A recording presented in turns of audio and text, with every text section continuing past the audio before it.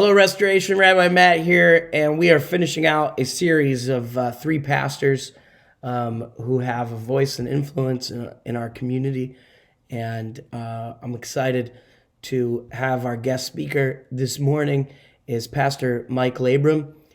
He's one of the pastors at North Seattle Church, which we share our space with. And Mike and I have been good friends for the last few years, and I'm excited for him to share a word that he has for our community, whether you're in the sanctuary listening or catching up on the Restoration app. I think you're really going to be blessed by this message and just by the person Mike is and the way that he speaks. So let's give a warm Restoration welcome to Pastor Mike Labrum. Well, Shabbat Shalom. About two of us are awake. Let's try that again. Shabbat Shalom. Yeah, that was much better. That was much better. Well, I have to say, I absolutely love your rabbis. Matt, Ibars, just great people. I deeply cherish their friendship, and love that I have the opportunity to know them. So grateful for the opportunity to speak. So again, my name's Mike. I am a pastor at North Seattle Church, this building. And I'm just really excited to share a message that I got to share with our congregation some time ago that I think you guys would appreciate. And so first off, I just want to start by asking the question of what is one of the greatest risks that you've ever taken? When you pause for a minute and you think about your own life, what is one of the greatest risks you've ever taken? I actually posted this up on Facebook, and the responses that I saw on there were really interesting. I heard a lot of different feedback. I heard, one person wrote on my post, it said, driving in the car with a family member. I was like, yeah, I get that. Another person said getting married. Yeah, that is a risk. Another said being a foster parent.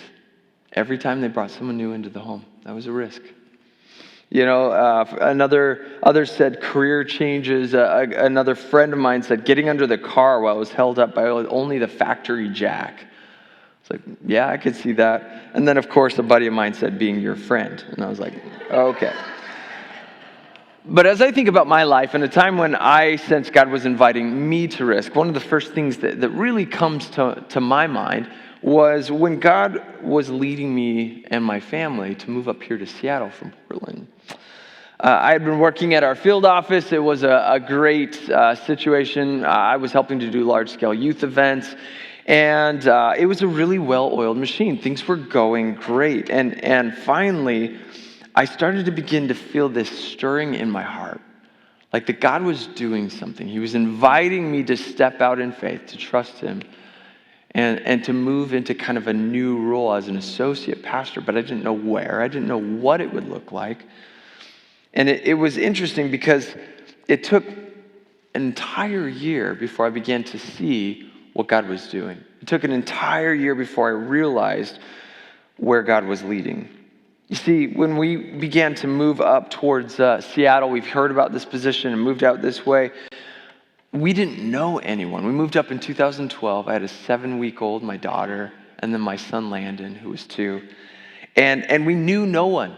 We had no family up here. We were completely alone, and we stepped out in faith and took the risk. Have you ever sensed that God was inviting you to risk with Him? Have you ever felt like God was leading or inviting you to step out and to trust Him, but you found yourself way outside of your comfort zone? Have you ever been there? For some of us, maybe it looks like a career change. Maybe, we know, okay, I want to step out. I want to move this direction. I know it's in line with my passions, but it comes with a significant pay cut. Do I just keep doing what I've been doing for years? Or do I step out and trust? Do I risk? Step out in faith and let go of the security of my current salary.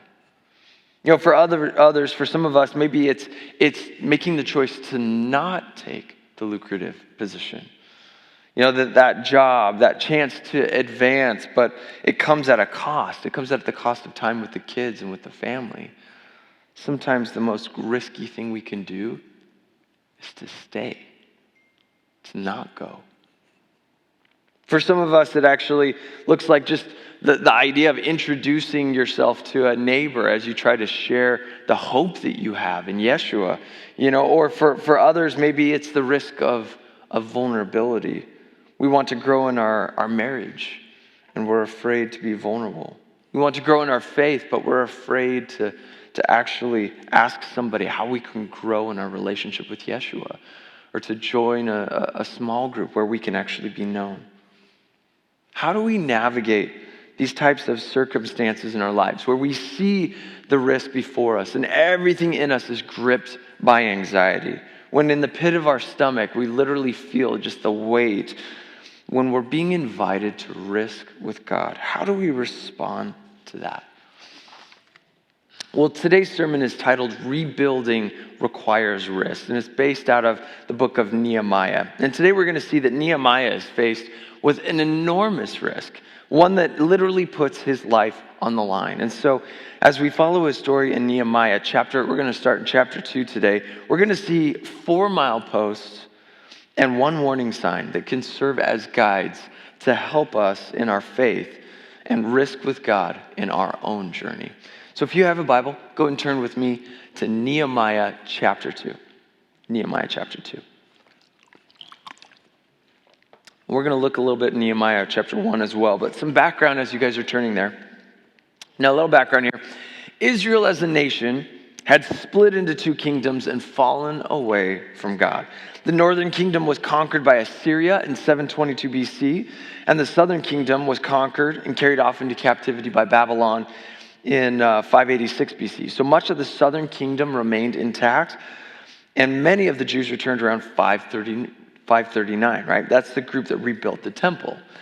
But then by 458 BC, when Ezra led a second group of Jews to return, they found that many in Jerusalem were morally bankrupt. And so Ezra helped to lead them back to following God. And 14 years after this, Nehemiah hears that the walls of Jerusalem have been destroyed and that the gates have been burned. And he begins to see that perhaps God wants to use him to do something about it. He begins to sense that, but it comes at a cost. Because if things go south, he could be swiftly executed. So picking up, let's start Nehemiah chapter 1, verse 4. So the wall of Jerusalem's broken down, the gates are burned, and this is Nehemiah's response. When I heard these things, verse 4, when I heard these things, I sat down and I wept. For some days I mourned and fasted and prayed before the God of heaven. And so what we see right here at this very, very first mark, this very first milepost that we're going to see here that helps us when we're encountered with an invitation to risk with God is to spend time in prayer and reflection. You see, for Nehemiah, he paused, he sat down, he wept, and he prayed for several days. He felt this burden to do something, and his first response is to pray. When you sense that God is inviting you to consider risking with him and stepping out in faith, it's important that we go before God and earnestly seek to hear his voice, to reflect and to process it with other people. As we process that, as you sense God inviting you to risk, to go to other followers, other people who believe in Yeshua, who love the Lord and know you well, that can say, yeah, is this in line with the character of God? If I'm like, man, I just feel deeply burdened to go buy that Maserati, they might be like, I don't think you're really hearing from him. You need other people that can be a sounding board, that can say, is this true? Is this in line with God's character? Is this also in line with who God has created you to be? And to process that with them. As you're sensing this burden that God has laid on your heart. For Nehemiah, it was to rebuild the temple gates. For you, it might be a burden that you carry as you think about the condition our city is in. Man, it deeply grieves me as I look at the problem of homelessness. Man, I'm really unsettled about the condition of my marriage right now. Or whatever it might be that God has laid on your heart, the areas in your life that maybe instead of walls and a gate, maybe it's other things in your life that he wants to rebuild. To actually process that with others. In this book, Nehemiah felt a huge burden to rebuild the walls of Jerusalem. But I would ask you today, this morning, what are the areas in your life or in our culture that need rebuilding? Perhaps God is laying a burden on your heart because he desires to use you as an integral piece to that puzzle. I know for me personally, it's so easy when I'm encountered with kind of an opportunity to step out in faith, a call to action, that I can talk to everyone else in the world except to the very person who extended the invitation to bring your request before God and to seek his face earnestly, to prayerfully consider, spend time in prayer and reflection. As we sense God moving and we bathe it in prayer, reflecting and processing it with others who love God and also know us well, we begin to discern, okay, is this really from the Lord? Is this the hand of God moving in our lives? To pause, to reflect, to pray, to discuss with other people. This is milepost 1, to spend time in prayer and reflection. Now, if you're anything like me, I can hear God's invitation to risk with him, and I'm already halfway out the door. It's like, okay, I want you to jump out the plane, and here's your parachute. And I think for many of us, we can be that way. I don't know if you resonate with that, but I'm kind of a ready, fire, aim kind of guy. And there is a time to act. It's important that before we ready, fire, aim, that we understand the timing. And this leads us to the second milepost that we're going to see today, and that is milepost number 2, to discern the time to act. Pick back up with me in Nehemiah chapter 2, verse 1 through 4. So Nehemiah has been grieving about the gates. He's been prayerfully considering how he might be used to do something about this, and picks up in verse 1. In the month of Nisan, in the 20th year of King Artaxerxes, when wine was brought for him, I took the wine and gave it to the king, because Nehemiah was the cupbearer, right? I had not been sad in his presence before, so the king asked me, "Why does your face look so sad when you're not ill? This can be nothing but sadness of heart." I was very much afraid, but I said to the king, "May the king live forever. Why should my face not look sad when the city where my ancestors are buried lies in ruins and its gates have been destroyed with fire?" And the king said to me, "What is it you want?" Now, Nehemiah had waited, if you look at this, he had waited for 4 months before taking action. 4 months. He had spent time in prayer and reflection. He felt a clear sense of God's direction, that he was prepared, and he was prepared to act. But when the timing was right, he was calculated, he was diplomatic, and he had done his due diligence so that he was prepared to answer the king.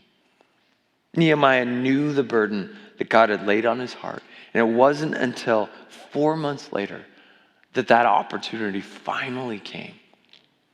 You see, Nehemiah knew the burden that God had laid on his heart. And it wasn't until 4 months later that opportunity finally arose. Now, again, we talk about how being kind of, and I don't know how many of you are that ready, fire, aim kind of person. I definitely am. I know it drives my wife nuts. We see this all the time in Seattle, actually, when we drive around. And I don't know if you've ever done this, where you're like sitting at a red light. It's just you and one other car. And then the light turns green and the guy just like burns out and peels rubber and like takes off, only to slam on his brakes and stop at the red light just further down the road. And you like peter up next to him and stop and kind of look over and like, that did a lot. You know what I mean? And I think that's sometimes the way that we can feel. We're like rearing to go. We're like, come on, all right, let's do this, right? But timing is everything. Patience is key. Nehemiah bided his time until it was clear that God had given him the opportunity he was waiting for. This was my experience when I began to sense that God was leading me when I took the role here at North Seattle Church as an associate pastor. Oftentimes God will give us a burden, but it's not the right time to act yet.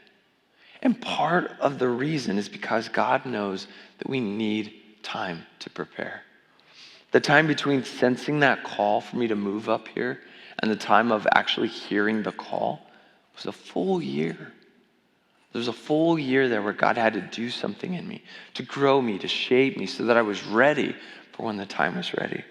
And part of discerning the time to act is actually being ready for when it comes. Look again at chapter 2, verse 6 through 8.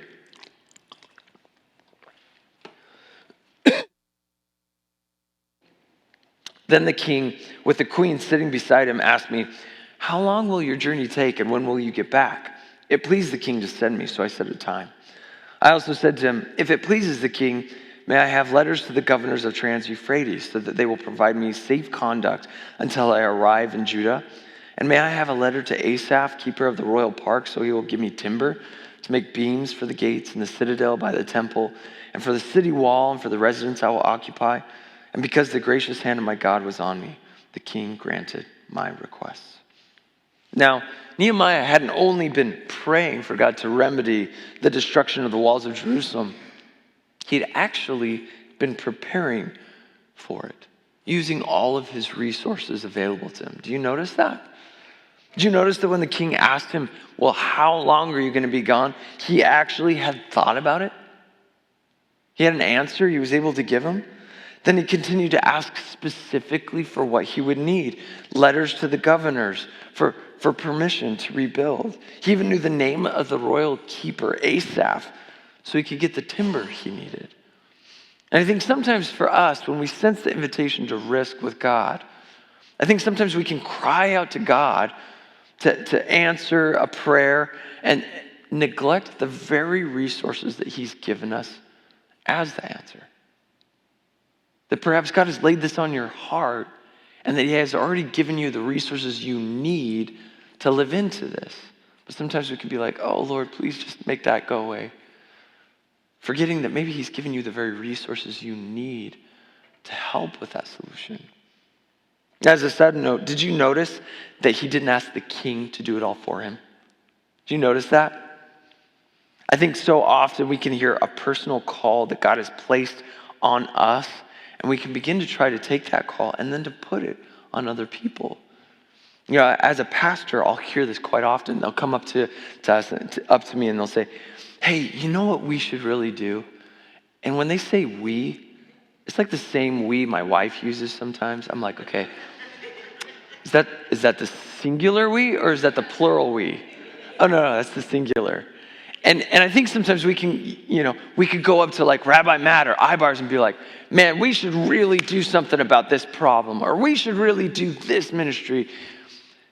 And I think it's important that we note that it's easy for us to take those and to try to set those on our leaders and say, "Well, that's your job," when really God has placed the burden on your heart. Maybe God desires to use you to do it. Maybe he's empowering you and he's equipping you to be the answer. As you contemplate your journey and the places that God is inviting you to risk, how might you be actively using all of your resources to consider the way forward? And are you prepared so that when you discern the time to move, you can? So that when it's go time, you actually can move forward. I can't help but think that the king was actually willing to let Nehemiah go because he had shown in his response that he had done his homework. He knew his stuff and was prepared to act should the king agree. You see, once we've spent time in prayer and reflection and we've been prayerfully considering the time to act, it inevitably leads us to the time when we have to move forward, when we have to take action. It inevitably leads us to our third milepost today, which is on Nehemiah's journey, which was to take action. So after praying, reflecting, processing, preparing, Nehemiah, it finally comes when it's time to act, and it's go time. He's sensed it. He's had this burden on his heart. He's like, okay, I'm going to move forward now. And for some of us, we're in the middle of this, and it can be really, really scary. To be prepared, having prayed, reflected, and sensed God's timing, sensing that he's inviting us to risk, Whether it's that job or it's this certain thing in our life, that relationship that we're trying, we know something needs to happen. We sense God's laid it on our heart. We've done all of the hard work. And then the answer comes. Go. Do it. Like right now. Like right now, go. And everything in us just starts to just freeze up and we're like, yikes, and this is probably the single most difficult step for all of us because we're like, okay, I know I'm supposed to do this. I'm sure, okay, here we go. And we get wrapped up in the whole paralysis of analysis. We can be like, well, I've done all my homework. I've researched, I figured it out. And then it's like, okay, now I got to actually do something with this. And it's like, yeah. Now you have to do something with this. And for many of us, we can feel like we get our toes right up to the edge of whatever it is in our life where we're being invited to risk with God. And you kind of pucker a little bit. You know what I'm talking about? You're just kind of like, oh, I'm not ready to do this. And you know that feeling? Do you know what I'm talking about? Where you're just gripped by fear, your stomach comes up into your throat, your mouth goes dry, you have this deep sense of dread that kind of fills every square inch of your body. Your pulse starts to race, your palms sweat, and you begin to feel the adrenaline going. And the only thing I can think of that kind of encaptures this kind of anticipation is trying to open one of these. Do you guys know what this is? Have you ever tried to open one of these? Do you know what this is? This is a crescent roll. Do you know what happens when you open one of these? We got a great video. This is exactly what it's like. Don't do it. You know what's going to happen. Don't do it. Don't open it. It's going to explode.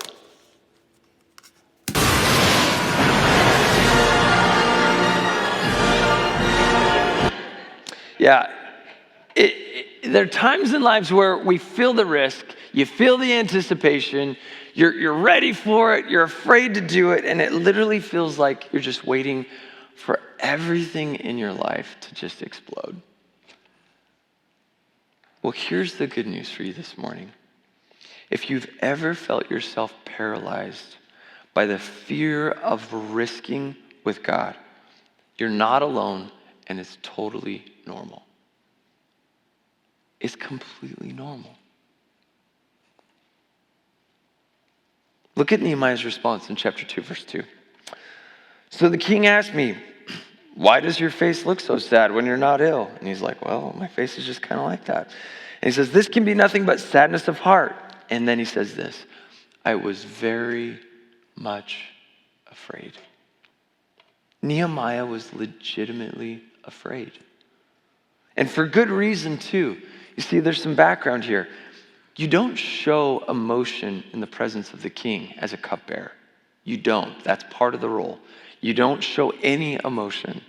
And so for him to show sadness, this was very strategic on Nehemiah's part because it was planned. And he knew as soon as he did that the king would ask him about it. But once the king noticed, there was no going back. He was committed. It was kind of like, all right, here we go. And there was no turning back. And he shares his request. Look again at verse 3. But I said to the king, may the king live forever. Why should my face not look sad when the city where my ancestors are buried lies in ruins and its gates have been destroyed by fire?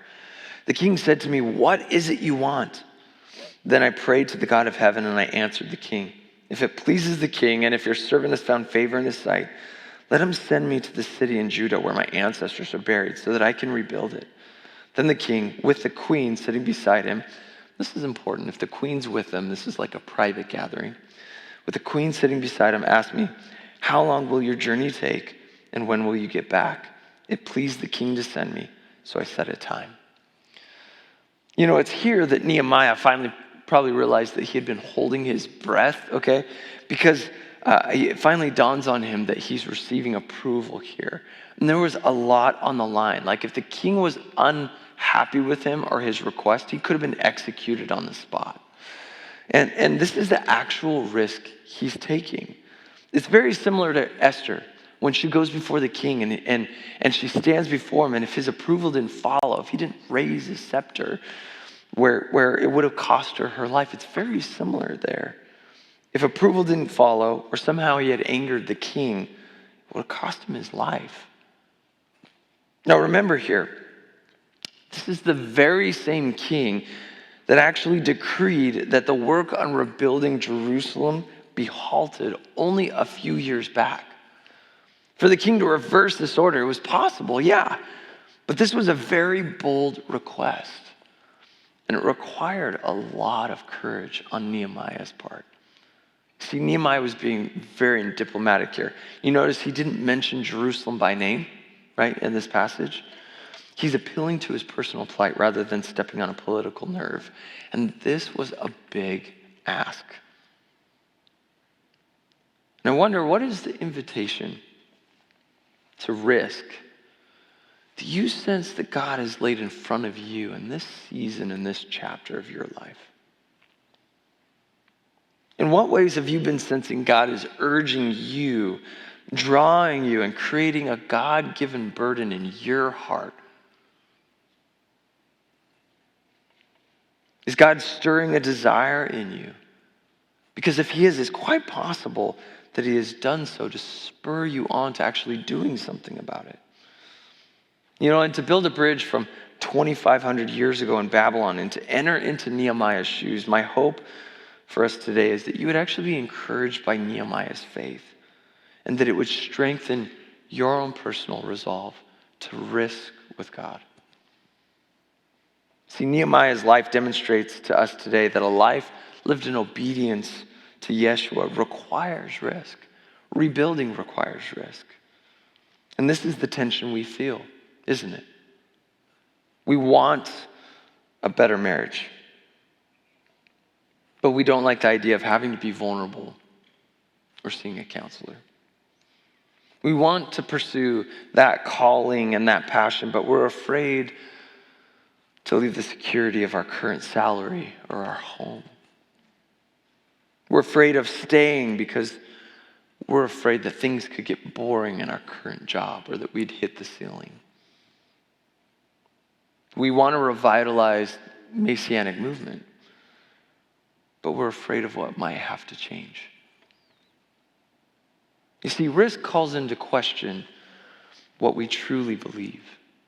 Risk clarifies if our conviction is that God and his purposes matter more to us than life itself, or do we value safety, comfort, and familiarity more? Remember that Nehemiah was the cupbearer, okay?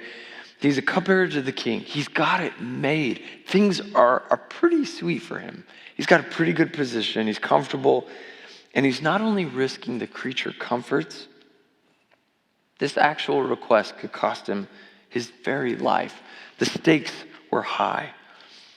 There comes a point when God invites you to risk. When God has invited you to risk, you've discerned the time and he's calling you to act, and the time has come.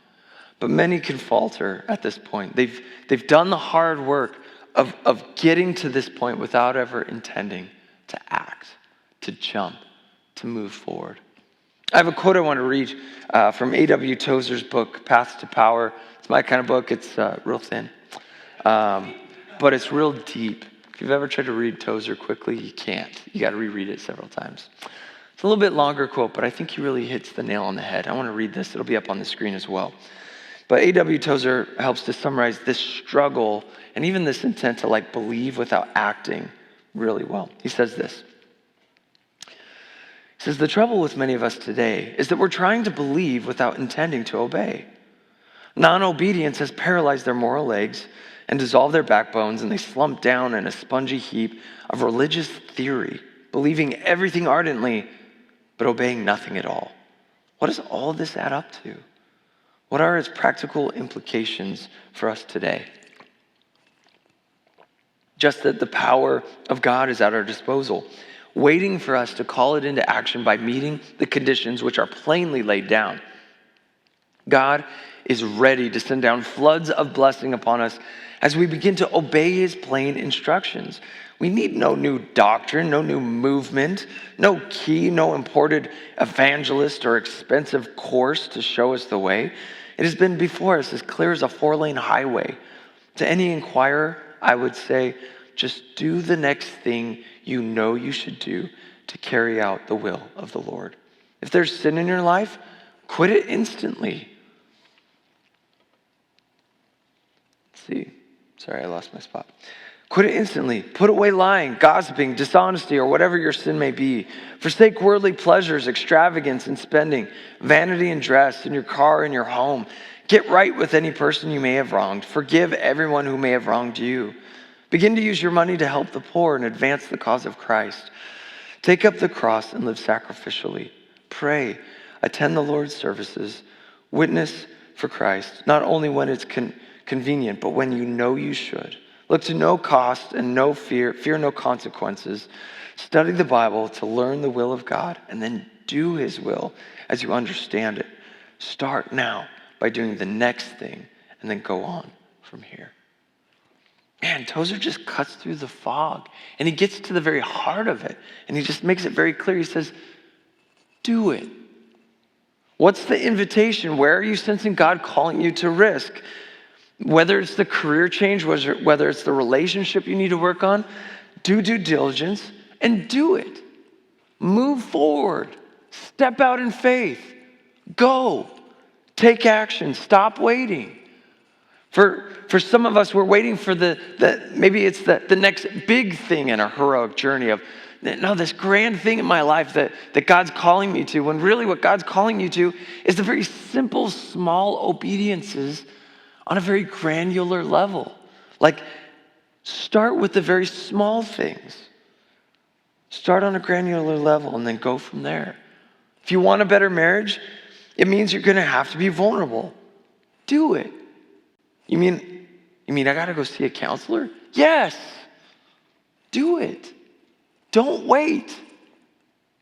Shia LaBeouf has this great video, his motivational speech, and he's like, take the thing you know you need to do and do it. Like, move forward. Why are we so hung up? What stops us? And I have this conversation with my kids all the time, talking about what's the definition of bravery and courage. We talk about this often, and it's this. Courage is doing what you know you need to do, even though you're afraid. For some of us, we're waiting for when we're not afraid to actually move forward. But courage is doing what you know you need to do, even though you're afraid. So how was Nehemiah able to act even though he was afraid? Pick back up in Nehemiah chapter 2, verse 8. And because of the gracious hand of my God was on me, the king granted my requests. So I went to the governors of Trans-Euphrates and gave them the king's letters. The king had also sent army officers and the cavalry with me. God had given Nehemiah this burden on his heart. He sensed it. He prepared for it. The time was right. He acted, and he watched in amazement as the hand of God moved. And this leads us to our final road sign on Nehemiah's journey in chapter 2, which is a warning sign that shows us this. You will encounter challenges. Look at Nehemiah chapter 2, verse 10.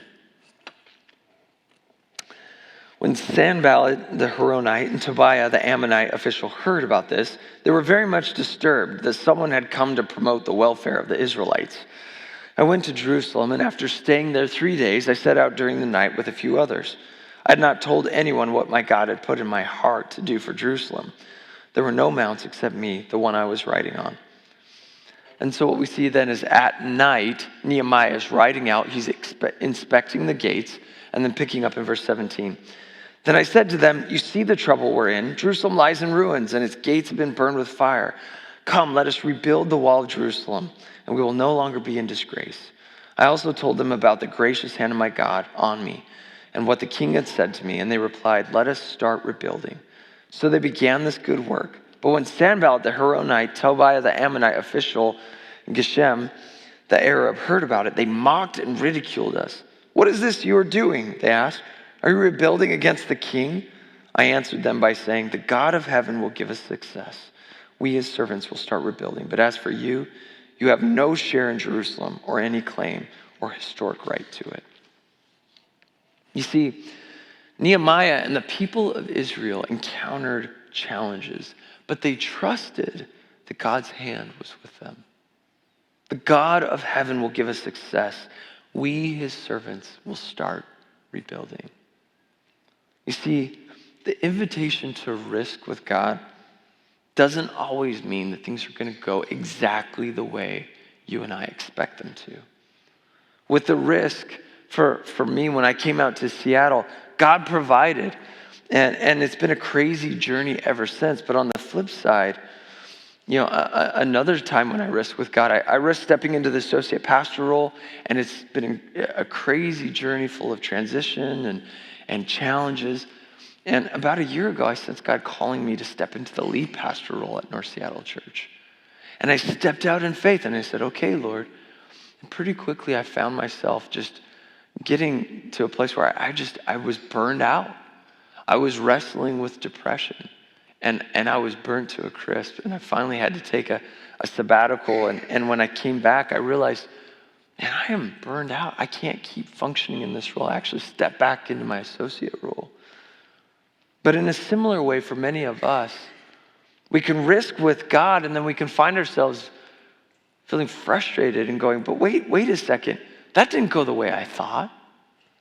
We can find ourselves burned out or encountering challenge and finding ourselves going, what happened? Lord, I risked with you. Why didn't it go the way that I thought it would?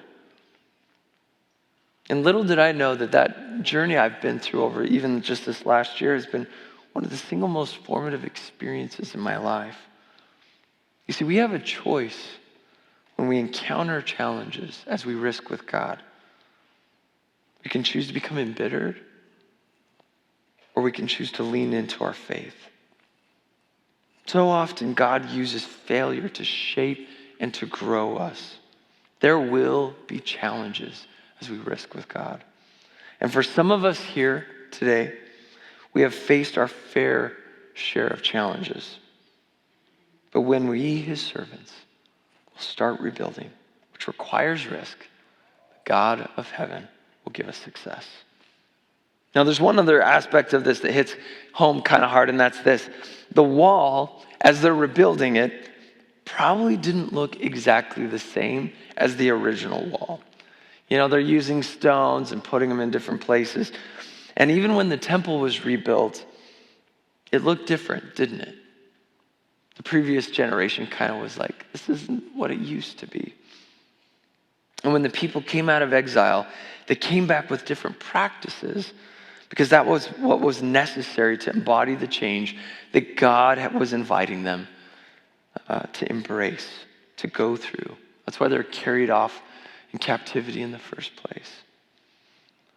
And so as we respond to the ways that God's inviting us to risk, even when it comes to in the Messianic community, sometimes God's inviting us to risk and to rebuild, and it means that things might have to look a little bit different. And that can be really hard, because for those of us that have been in it for a long time, well, that's not the way it used to be. That's not the way it's supposed to look. And sometimes to risk with God means we have to be willing to innovate. It means it has to look different in order to meet the needs for today. And so as we close our time today, I'm going to invite our worship team to come forward. I just want to ask the question, what is one way that you sense God is inviting you to risk with him? What is one way God is inviting you to risk with him?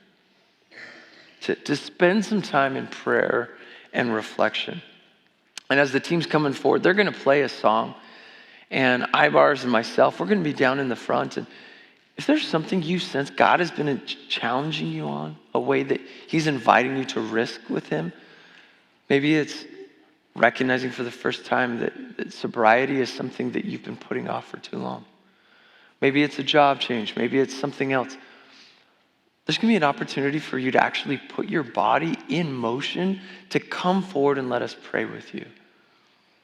Now, I don't know about you. Anytime I'm invited to come forward and pray with someone, there's always that stigma where it's like, no, the people that go forward are the ones that are like, got problems.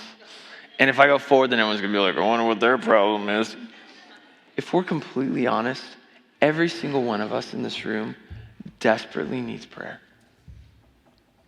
Every single one of us, if we're trying to live out our faith with Yeshua, have a risk that's being laid in front of us to trust him. And we need prayer. And so if I want to invite you, if you want prayer, come forward. There's no stigma. This is part of us embodying what it means to be the body of Yeshua to one another. As Galatians 6 says, to bear one another's burdens. And so I want to challenge you to actually take a step, to risk, to come forward. Let us pray with you. What is it that you sense God is inviting you to risk with him? To discern the time to ask. Maybe for some of you, it's discerning the time to act. Is now the time? Maybe it isn't. Maybe God's trying to help you prepare for when it is go time. And that when you sense that it's time to act, to do that. And then lastly, to be prepared for when you encounter challenges. But take hope, as it says in this passage. God's hand is with you. Let's pray. Lord God, we thank you that you invite us to risk with you. Thank you that you see us. You see the ways that you're trying to help us grow and to be shaped by you. And that it's not easy. But I pray that you'd give us the courage. For some of us that are sitting there right now, or maybe we're listening online, we sense that you're spurring us to act in faith and to risk with you. God, help us to put our body in motion and to actually do it, to step forward. And maybe for some of us, we've encountered the pushback and we're questioning, man, did I really hear from you, God? Because this is a lot of opposition I'm facing. Help us to have faith. Help us to step out and to be willing to risk with you. In Yeshua's name.